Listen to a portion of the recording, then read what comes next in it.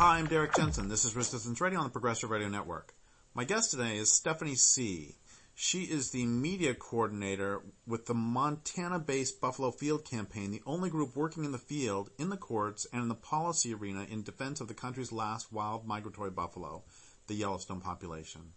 She's been on the front lines with BFC for 14 years, and from the direct interactions and experiences with these gentle giants, she and her comrades have come to the understanding that while we may be trying very, very hard to save the buffalo are desperately trying to teach us to save us from ourselves. So first off, thank you for your work in BFC, and also thank you for your work in DGR. And second, thank you for being on the program. Thank you so much. It's an honor to be here with you. So, talk a little bit about buffalo. Who are they? What were they like prior to the European conquest of this continent, and then bring us up to more recent history? So buffalo have been in existence for hundreds of thousands of years on this continent. They are North America's largest land mammal, now that woolly mammoths and mastodons are extinct. And the interesting thing is the buffalo who exist today are actually the smallest version of buffalo that have ever been in existence. There were bison prehistorically that were twice the size of these enormous creatures who we know today.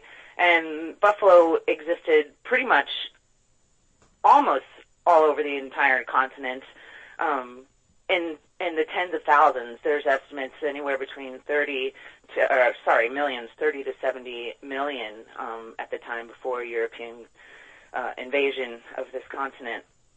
And, buffalo were chosen by the earth to help create the land, and they have a symbiotic relationship with the land and with all the prairie and grasslands creatures who they share that community with.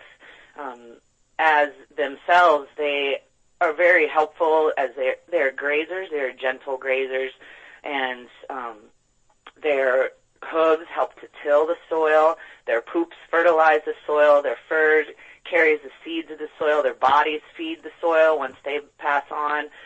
They help create other habitats for other species, birds and amphibians, with the wallowing, which is when they get down on the ground and shake their bodies around, rub their bodies around, and create these big indentions that during the rainy seasons would fill up temporarily with water, and that helped create a lot of beneficial habitat for many other species.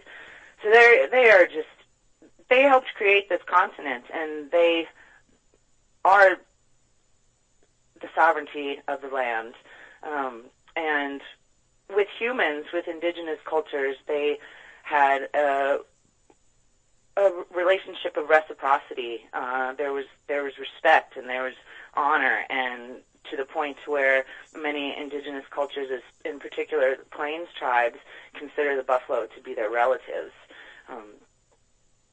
But as history has shown us, and is still actually taking place today, when Europeans invaded this continent, they wanted to get rid of the people who were already living on this land, and having a hard time doing that, they decided that they would go after their most important food source, which was the buffalo.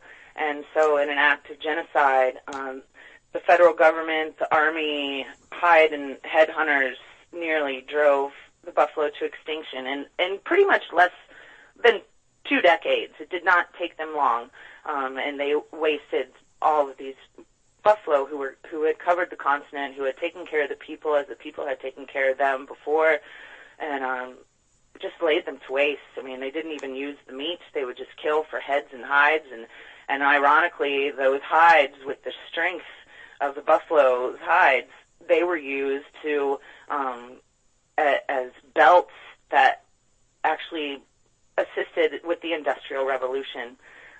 So it's a pretty tragic history that we're not always taught that in school. People say, oh, there were buffalo, they were all killed, and That's pretty much all you get from it. And a lot of people don't even know that there are still wild buffalo who exist today. And the only reason that they do exist is because there were about 23 individual buffalo in the late 1800s that sought shelter in the Pelican Valley, which is located in what is now Yellowstone National Park. And these buffalo were discovered, ironically, by the Army, the U.S. Cavalry, and because they suddenly decided they had made a big mistake in facilitating the destruction of these buffalo, they decided to protect them from poachers and from others who would want to kill the last of their kind. And from these buffalo and a few others who were brought over to the park, we now have the last wild population that exists today solely in and around Yellowstone National Park. And that population today is still extremely small relative to the tens of millions that once existed. There are fewer than 4,500 buffalo that exist in the wild as a migratory species today. And you have to go to Yellowstone to see them. There are approximately a little fewer than 500,000 buffalo around the country, but aside from the Yellowstone population, the rest are all living behind fences, or they're even the public herds, or they are raised as livestock. So they've been turned into domestic livestock in the majority of the places where people would see buffalo today in the United States and in Canada. So this population in Yellowstone is very special, and like I said, they're a migratory species. They still follow those instincts to migrate with the seasons, either to lower elevation habitat to seek winter range, or to spring calving grounds. And unfortunately, those migration routes lead them into the state of Montana, which is a state that is heavily run by the livestock industry, the cattle industry. And the cattle industry does not like wild buffalo. And the reason they don't like wild buffalo is because they eat grass. And the cowboys like to think that the grass is there for their cows and their cows only, and they don't want to share. And so the state of Montana has taken an extremely heavy-handed approach to prevent wild buffalo from accessing the habitat, their original range in Montana. And right now we're just talking about the edge, right on the edge, the western edge and the northern edge of Yellowstone National Park. The livestock industry is they have a strong history of violence, as you can well imagine. I mean, they're a culture of death. They raise animals to kill them.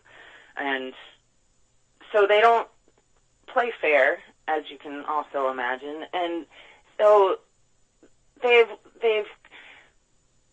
put a stigma on the buffalo that has kind of thrown a scare tactic out there to the world to kind of make it seem as if the buffalo are a diseased animal. And this disease is it's a bacteria that's called brucellosis.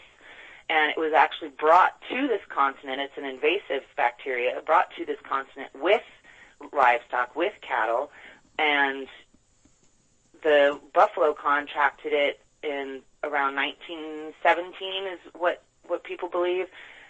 Contracted brucellosis through human manipulation. Yellowstone National Park had an orphaned buffalo calf that they thought it would be a good idea to nurse on a domestic cow that they had inside the park, and voila, brucellosis entered the Yellowstone population.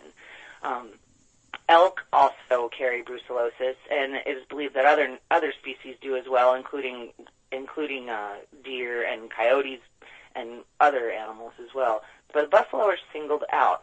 Brucellosis as a disease is not really a huge problem.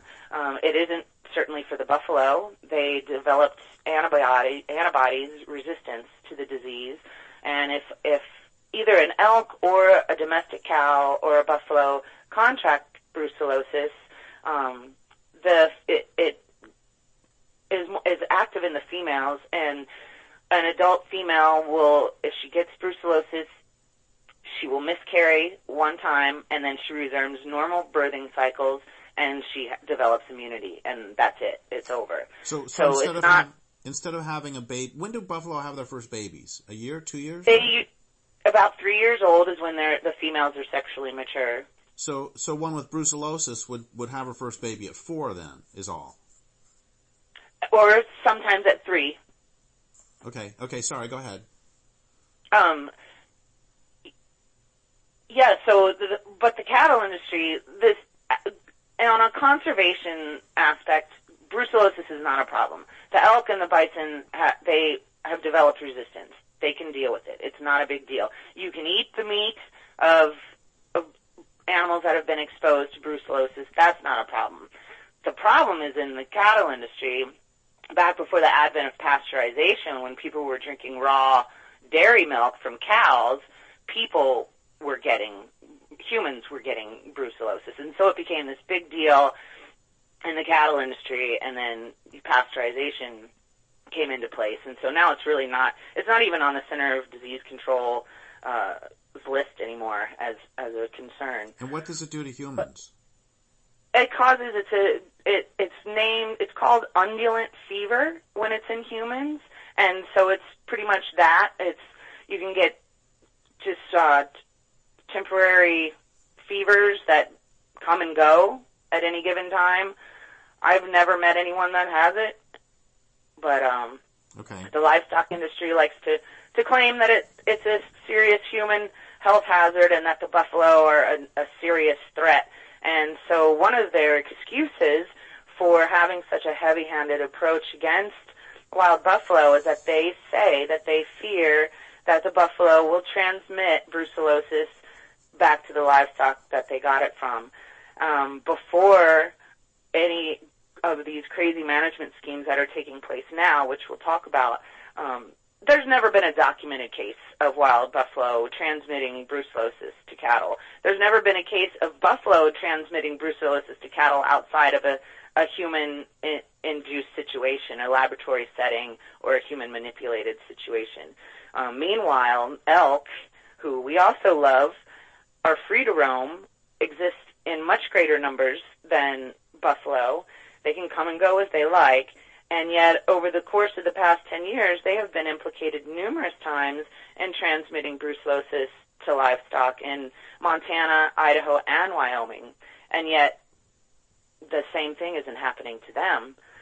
So there's a war against wild buffalo. It's specific against wild buffalo, and a lot of it has to do with the continuing genocide of indigenous cultures.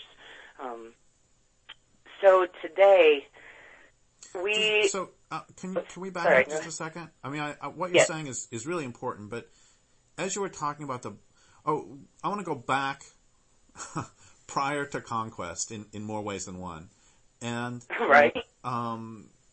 Can you just describe for a moment what you've heard? You said between, tens of millions of animals. Can you just describe for a moment anything you've read or heard about what it might be like to have a big herd pass by? Because I've heard that they might go horizon to horizon. What have you read about this or heard? That's what I've heard. That's what I've read. That's what has been stolen from the land and from us. That there were places where you couldn't see anything but buffalo from horizon to horizon, and that when they would come, you could feel them coming before you ever saw them. They would shake the earth with their movement. And I mean, can you imagine that? Can you imagine that? What it was like for the continent to just be teeming with all of these buffalo, and how wonderful that was, and how the earth must have been just so much healthier. And you'd have one herd that it might take several days of that to pass. Can you imagine that?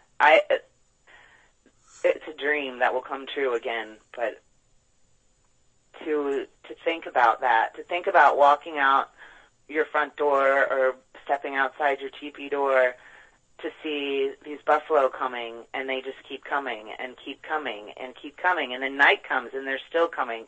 The next morning you wake, and they're still coming until the next day. That would be the most beautiful sight to behold. And this culture has stolen that from us. I was reading an account. This is a random thing. I was looking up something or another, and I saw these accounts of in Texas, because of course wolves eat buffalo, and if you have that many buffalo, you can have a lot more wolves. I was reading these accounts of single packs of wolves that were in the hundreds. And oh yeah, I'm sure, and it would take a pack that strong, maybe not 100, but at least 20 plus, at least. Buffalo are no small task to take down. There's a lot of times wolves just back off, because there was a video that was going around. I think it was the Molly wolf pack in Yellowstone. There was a family group of buffalo. It looked like about a herd of about 30 buffalo, and they had singled out an adult female, and she looked like she was offering herself. But the rest of the family said that's not going to happen today. And this pack was about 16 wolves strong, and they had to give it up. The rest of the herd came in and told them to go away, that today was not the day for buffalo meat, and so they had to seek something else for dinner. And a lot of times also, and I have seen this, and this is really cool, in the Lamar Valley, this one time we saw this wolf pack chasing a bull elk up on top of this ridge, and down in the valley was a bachelor group of bull buffalo, and this elk ran down the ridge and right into the middle of this bachelor group of bulls, and the wolves just totally backed off. They were like, yeah, that's we're not going in there. Buffalo, they're formidable. They do not die easy, except, I guess, by guns and traps. Well, that brings us back to, well, no, there's one more thing I want to get to, which is we have a prairie full of buffalo, and we have a prairie full of prairie dogs. With the largest village was like, I don't know what it was like 1,000 square miles. I mean, some huge, had like 1 billion individuals, a huge prairie dog village, the biggest one. And we had flocks of passenger pigeons so large they darkened the sky for days at a time. We had 6 billion passenger pigeons, more passenger pigeons than all other birds in North America combined. And you had salmon run so thick that an entire river the size of the Klamath would be black and roiling, second biggest river going into the Pacific Ocean in the United States. And they're all gone. I mean, this is a pattern of, you have this unimaginable fecundity and wildlife, and all of those they've devastated. I know this interview is about you and about the buffalo, but all of my work is about bringing down civilization, and it's not because I hate hot showers. It's because I can see obvious patterns. I don't understand how somebody can see 60 million buffalo down to, it doesn't matter. Even if we counted all those half million, that's still 60 million down to a 500,000.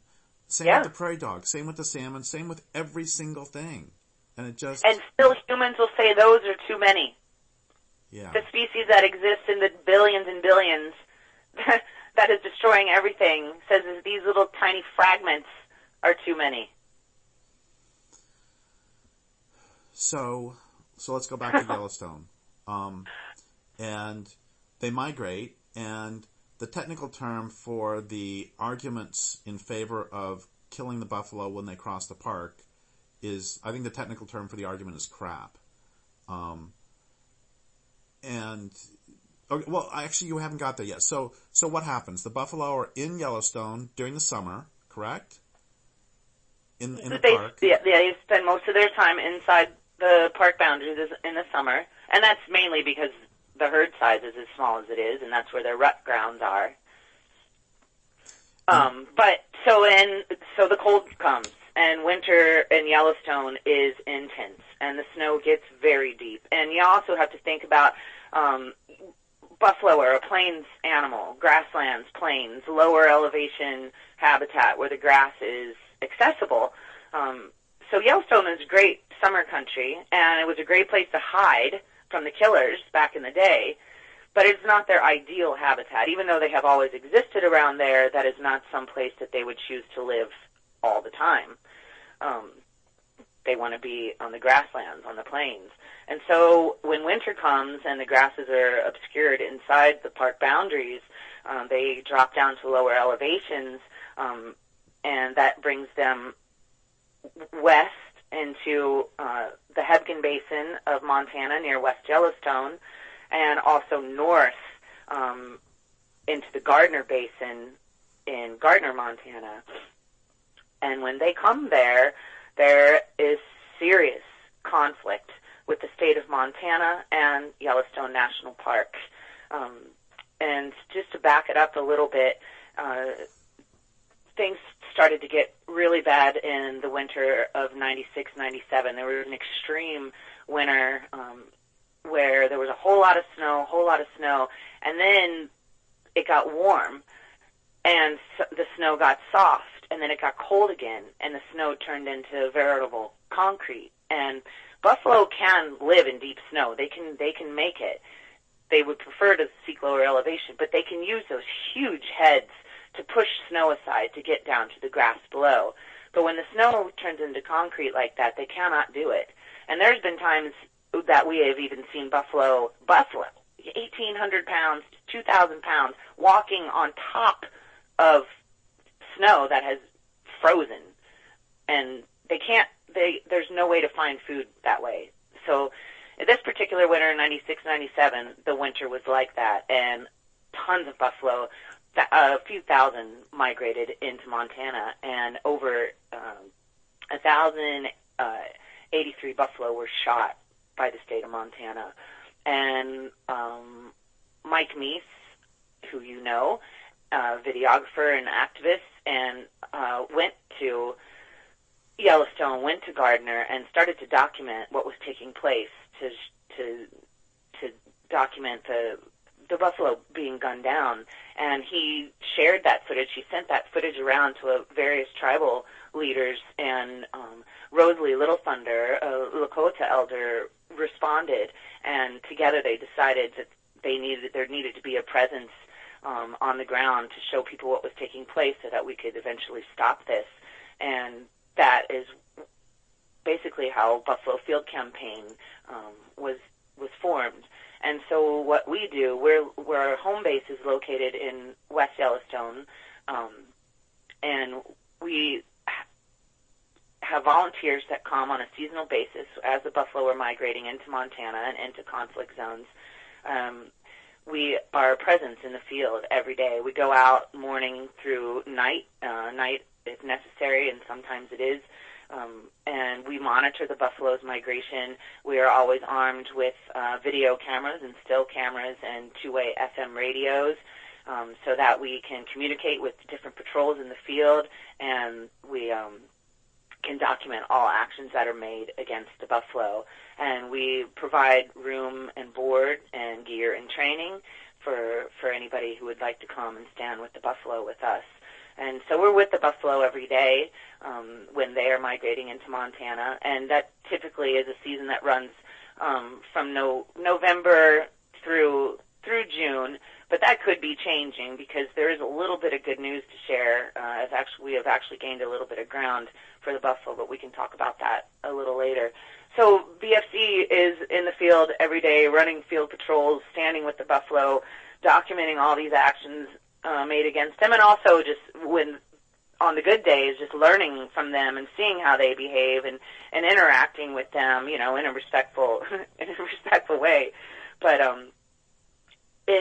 we are in a unique position to advocate for them because we see what is actually taking place. We live with the buffalo. We see how they use the land. We know what's going on. We're there in the face of it all, and it's a wonderful organization, and I'm really thankful that we exist, and we can always use a lot more volunteers because there's been some good news that's come, so that we've gained a little bit of habitat over in Hebgen Basin, but the Gardner Basin is a completely different story. But to back up just a little bit, when the buffalo migrate into Montana, they're managed under a state, federal, and tribal plan called the Interagency Bison Management Plan. This was crafted back in the year 2000, and it was largely designed by livestock interests. It's pretty much, there's nothing good that comes of it for the buffalo.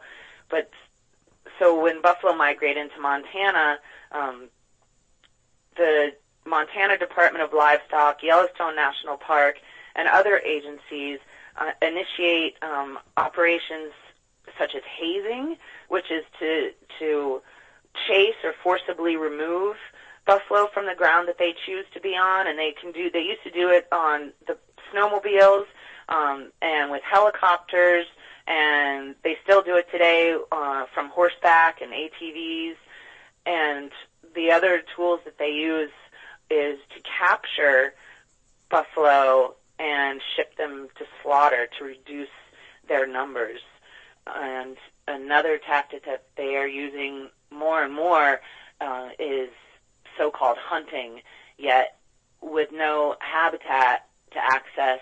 These hunts are basically a firing line style where hunters situate themselves in these little bottleneck corridors. Specifically, there's a place over in Gardner on the north boundary, right at the boundary of the park, called Beatty Gulch. A lot of the family groups use this corridor, and it's a pretty tight spot, and hunters just wait. They just wait. They'll watch groups of buffalo coming from the interior of the park and just wait until they literally step across the park boundary, and then they'll start to shoot into the family groups. It's awful. And even worse, I mean, it's all bad, but I guess even worse because it's Yellowstone National Park, located inside Yellowstone National Park, about a mile south of Beatty Gulch, where this firing line, so-called hunting, takes place, is an enormous industrial strength trap. It's basically a glorified livestock trap. And Yellowstone, it's inside Yellowstone National Park. Yellowstone National Park employees operate the trap.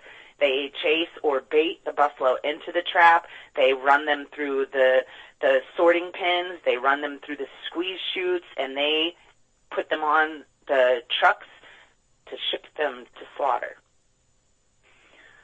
And so these are some of the things that are happening to the buffalo that we are trying to stop and are in the face of all the time. Very difficult things to see and absolutely unnecessary for every possible reason you can imagine. But it is what's taking place, and it's sanctioned by the Interagency Bison Management Plan. So yeah, I mean that's what's going on in a nutshell. So, I mean, the larger solution, of course, is this entire culture that is killing everything needs to go away. But yes. But before that, what would be some? I mean, obviously, the brucellosis is an excuse to kill the buffalo. I mean, that's not even a problem that needs to be solved, because it's not a problem since there has never been a case of transmission. So that's a non-issue. Exactly. And so we have. Before we go on, I want to ask, if we exclude the cattle industry, what do the local people think of? And this is not the determinant, because the most important determinant is what's best for the land. Nonetheless, I'm wondering, what do the local people think about the buffalo slaughter? Do they support it? Do they hate buffalo, or are they against it for the most part? Most people, if they don't have any ties to the cattle industry, are adamantly opposed to the slaughter. I mean, you get your random redneck types that just think killing is just the way that it is, and there's too many, and blah blah blah. But for the most part, there is a lot of support throughout Montana, and including the specific locations where the buffalo are migrating into Montana currently. their support for the buffalo. And that is why, in part, we were able to gain that year-round habitat over near Horse Butte, on Horse Butte and that surrounding area. But the livestock industry just has so much control. They control the language, they control the dialogue, they control the land, they control the park. They're controlling Yellowstone National Park, or Yellowstone National Park's allowing themselves to be controlled. They're manipulating the tribes who are coming to hunt buffalo under treaty right by enlisting their participation to help facilitate the destruction of these herds. It's insane. But there is a lot of support. There's been 2 polls conducted by other groups over the past, I think, maybe 4 years that has shown that, between 70 and 75% of Montanans support wild migratory buffalo. And Montana's a conservative state. Yeah. But Montana also it's conservative, but people love the wild. I mean, as ironic as it is because of the way that wolves are treated, the way grizzly bears are probably about to be treated if we don't stop delisting, there's a lot of people that are in love with wildlife and love the wild places that are here, and most people live here because of that. There's a lot of support for wild buffalo in Montana, but again, the cattle industry just holds so much power. They own the legislature. Like I said, they're controlling Yellowstone National Park. They have way too much power, and it's difficult. So before we get to short-term solutions, what is the good news? The good news is that, well, there's 2 pieces of good news, and both of these mainly pertain to the Hebgen Basin, which is just west of Yellowstone's western boundary. We, in 2014, so Buffalo, let's back up just a little bit. Buffalo Field Campaign, ever since the beginning, we've always provided these Buffalo Safe Zone signs for residents who love the buffalo but don't want the Department of Livestock or any other agency to chase them off of their property. And unfortunately, up until recently, the Department of Livestock could do whatever they wanted. If you had a herd of buffalo in your yard and you wanted them to be there, the DOL could come onto your property and chase them off because they had that authority. And that was a huge problem for a lot of people in the Hebgen Basin, and particularly in this area called Yellowstone Village out on Horse Butte. And that's a place where buffalo come every spring to give birth to their babies. And so you have some land, not you, but one has some land there, and one sees, not to be too maudlin about this, but one sees baby buffalo frolicking with their mothers, and then you can fall in love with these particular creatures and this particular family group, and then, excuse my language, but thugs from the cattle industry can come on their ATVs or their horses and send those buffalo off, many of whom are going to be killed. Yeah, or chase them into the park, or sometimes chase them into traps. A lot has changed over the years, but yes, I mean, especially over on Horse Butte and that whole area, there would be these huge industrial strength hazing operations where you'd have all these cowboys, federally funded cowboys, coming in with all their, their chaps and their cowboy hats, backed up by federal cops, federal law enforcement, state cops, local cops, to come and chase native buffalo off of people's private property where they were welcome, where there are never any cows. It was insane. And so we all made a huge big deal about this and kept applying all this pressure. There's no cows anyway. There's absolutely no conflict. People want the buffalo here. I mean, and then these hazing operations happening during calving season when these tiny little calves with their brand new legs are getting chased for upwards of 15 to 20 miles in a day, many times collapsing or dying or being separated from their mothers and orphaned. Finally, we had a governor who decided to do something right.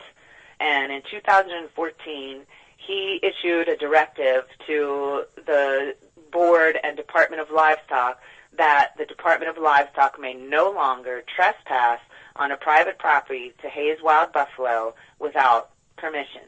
And so that suddenly made all of our little buffalo safe zone signs a valid, real statement. They had meaning. And there was at least 800 acres of habitat and a little bit more that was suddenly available to the buffalo. And so that was one really awesome thing that happened. And that empowered a lot of people. And the following year, there was a decision made after a long, long public process. The same Governor Steve Bullock, granted year-round habitat to wild buffalo in the Hebgen Basin west of Yellowstone National Park, which included all of Horse Butte and lands north of Horse Butte. There was a little under 250,000 acres, which was given to the buffalo year-round, which is huge. It's not, it's a small step in the larger scheme of things, but in the immediate, what's taking place right now, it is huge for those buffalo, for these buffalo. Lots of the land, however, is mountainous and covered with trees, and it's not really habitat that the buffalo are actually going to use. And also, they're south of Horse Butte, there's a lot of habitat that the buffalo do use that was not included in the year-round habitat decision. So that was unfortunate. That's something that we're still fighting for, obviously. But in the Horse Butte area proper, it's been amazing. We're still trying to get used to it, of being out there and being with the buffalo and seeing all these babies born and these pregnant moms who are just on the verge of giving birth, and knowing that they get to do what they want. They can be there as long as they want. They aren't going to be harassed or abused by these government cowpokes that are going to come in and chase them off of their ground while they're in the middle of labor or while their baby's just been born, that they get to just be there and the calves get to grow strong. And we had always told these people that if you would just stop, they will migrate on their own. They have their rutting grounds or in the park. As long as that's happening, they're always going to go there for their family reunions until they establish other rutting grounds outside of the park. And for the past 2 years, since they have had this new year-round habitat, that is exactly what has happened. And you know what? They've gone back into the park before the cows have ever even showed up. And it's just another lesson the buffalo have taught people, or trying to teach people in patience. But it's just been, like I said, we're still trying to get used to it because it is so wonderful, and we've just always been just so on guard, ready for the government to come and attack the buffalo, to have these spring months with these little calves and these family groups and just watching them graze and play and nap and do whatever they want, wherever they want. It's been awesome. We're all trying to wrap our heads around it and just learn how to just be there and enjoy this with them and not expect, the boogeyman to show up any minute now. And the people that live in Yellowstone Village, so many people every year now that they've gained this ground, people are smiling. It's not like bittersweet, like this is great, but the cops are coming kind of thing. People are just so happy, and Yellowstone Village kind of updated one of their signs. Yellowstone Village is also called Hebgen Lake Estates, but they updated one of their housing signs that has buffalo all over it now, and everyone's just really, really, really happy, and we can welcome the buffalo in the spring and not be worried and not fear for their lives like we used to over there. And we still have a long ways to go. This is a small step, but it is a huge and significant victory, and it took 20 years to get there. Which is a great reminder to everybody else that this is what this is how social change occurs. It doesn't happen because you go take pictures once. It happens because you take pictures and then you work like hell for 20 years. Exactly. And then you don't stop. You don't stop there. Let that give you strength. Say, look, we got this much. That's a crack in the dam. This dam's going to come down. We just got to keep going. And now, there's still little bits of hazing that does take place if the buffalo go south of Horse Butte. So we're obviously working on stopping that and gaining them that ground. But for the most part, most of the really bad stuff, the hunting and the capture for slaughter is happening over on the north boundary in the Gardner Basin, and that's where the trap is located inside Yellowstone National Park, and that's where that firing line that I was talking about earlier is located as well. So what is the strategy to? Well, first off, once again, I know what both you and I want on the large scale, and that's not what we're talking about in this moment. In the short term, in the next 3 to 5 years, what do you want? What would quote solve this problem? And so, what do you want, and how are you going to get there? Okay, I can think of 4 things off the top of my head right now. One is there's a law in the state of Montana, MCA 81-2-120, that gives the Department of Livestock authority over wild bison when they migrate into Montana. We have to abolish that law.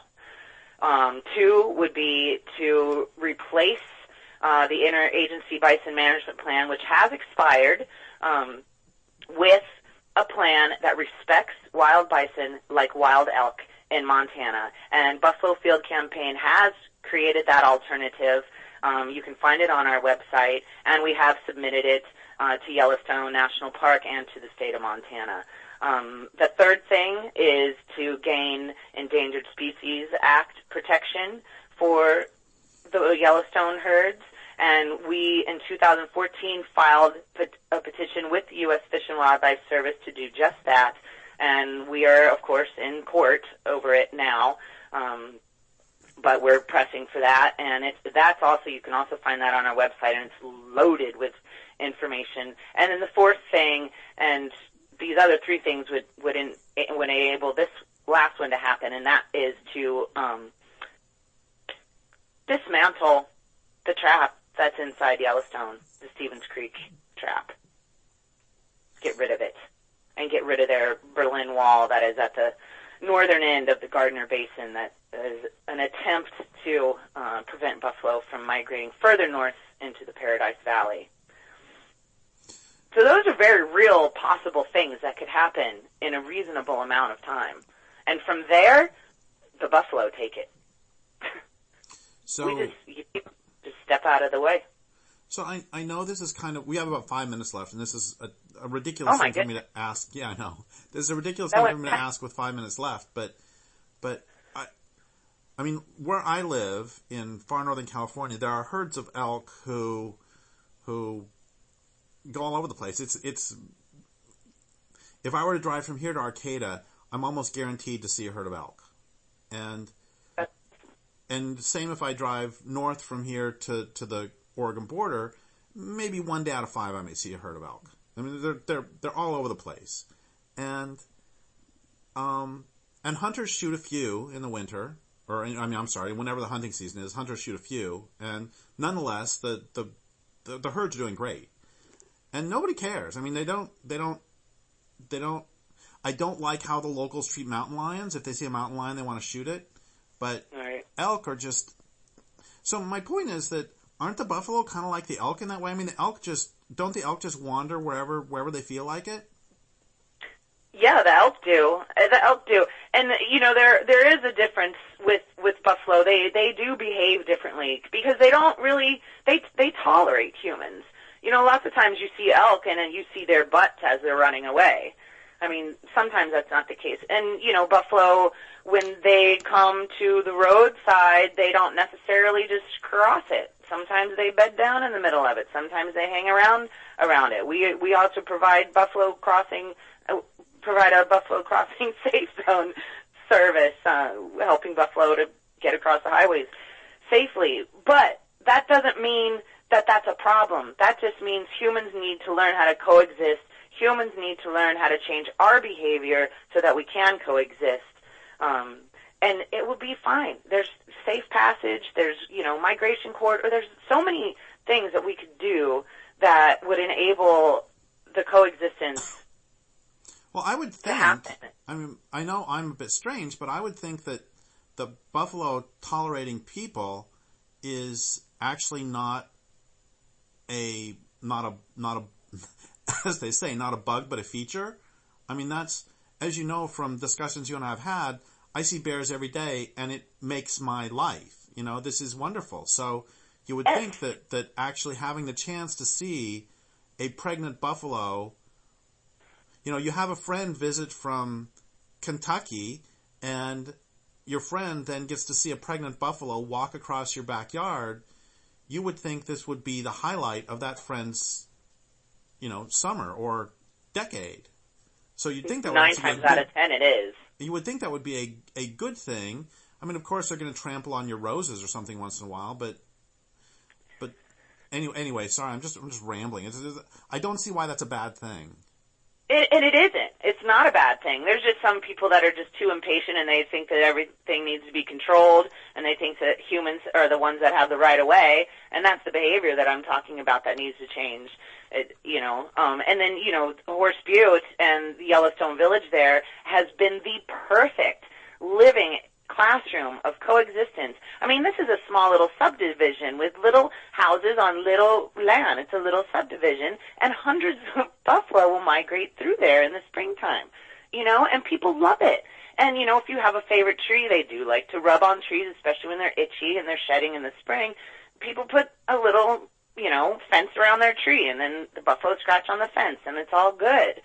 So, I mean, and then the people that complain are people that don't live with wild buffalo. The people who live with them have learned to coexist with them, love it, can't wait to see them again, are sad when they leave. So if anyone needs to just see how it can work, you just come to Horse Butte and go to Yellowstone Village in the spring, and there you go, the living classroom.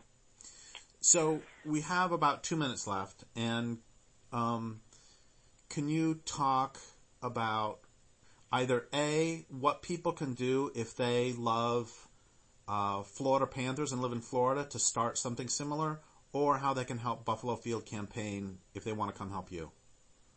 Well, just enable yourself to be on the ground so that you can be with the place, the animals, the trees, whoever it is that you're trying to protect. Be there with them, get to know them, be that kind of an advocate for them, and help tell their story and help stop the madness. And, of course, help Buffalo Field Campaign. We always need volunteers during our field season in particular.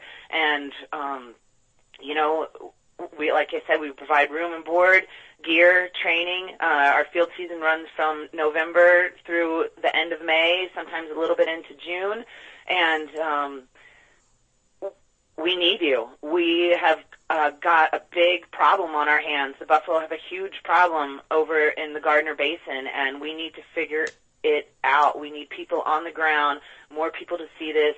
You can visit buffalofieldcampaign.org to learn how more about the issue, learn how to volunteer. There's a little application involved. Sign up for our email updates so you stay on top of what's going on. Check in with us on social media. We're on Facebook, and that it is a good way to help spread the word about what's taking place. And yeah, I mean, we need people. We need people on the ground, especially over in Gardner, and we need people to come with some creative ideas. Well, thank you so much for all this, and thank you for your work. And I would like to thank listeners for listening. My guest today has been Stephany Seay. This is Derrick Jensen for Resistance Radio on the Progressive Radio Network.